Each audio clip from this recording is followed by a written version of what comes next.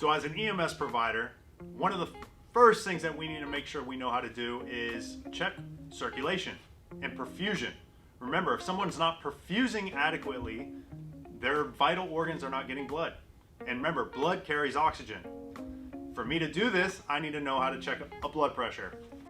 Now, you got to know a little bit about the blood pressure cuff and the different sort of tools that are required for this. First off, this blood pressure cuff has something called a sphygmomanometer, something like that. I really don't give a shit what it's called, but you kind of have to know how to use it, right? Another thing I got here is a stethoscope.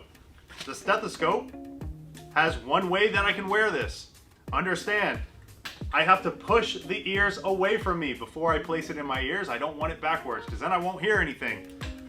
On the bottom side, there's something called a diaphragm, and that's how I'm going to be listening. Come over here, let's check it out.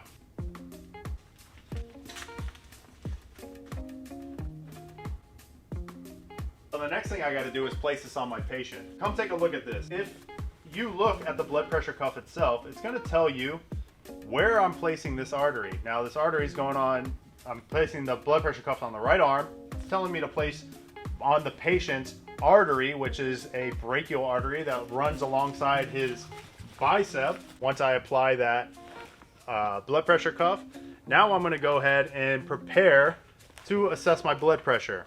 For me to do so, I need to know how to use this bulb. On here, there is a gauge here that will allow me to pump up the blood pressure cuff with air, or I can release that air. So let me show you an example. If I turn this all the way to the right and I start pumping up this blood pressure cuff, on this gauge, I can see that the air is staying inside the blood pressure cuff.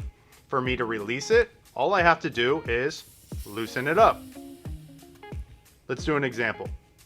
I'm going to start pumping up this blood pressure cuff, and I want to pump to around 160 because I want to see if this patient has high blood pressure. If I note that I'm hearing a blood pressure or what we call corticough sounds, then I might want to go higher. But for this example, I'm going to pump this up to 160 millimeters of mercury.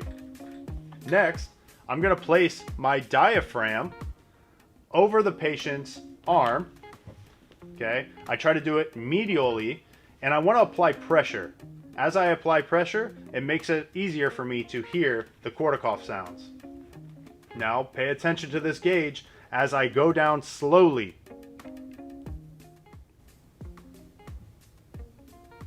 Listen for the corticough sounds.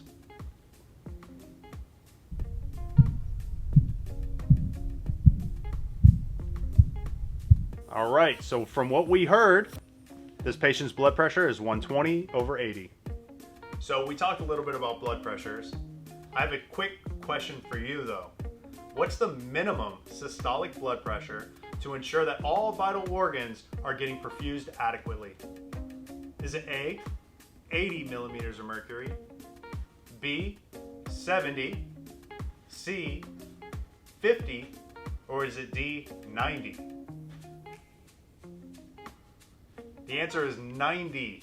Remember, you need at least 90 systolic for your vital organs to be perfusing adequately. You always want to make sure that you're assessing blood pressure adequately. Use a manual. Please do not trust your monitors to make the decision on your patient's blood pressures. If you have a blood pressure that doesn't look right, check a manual.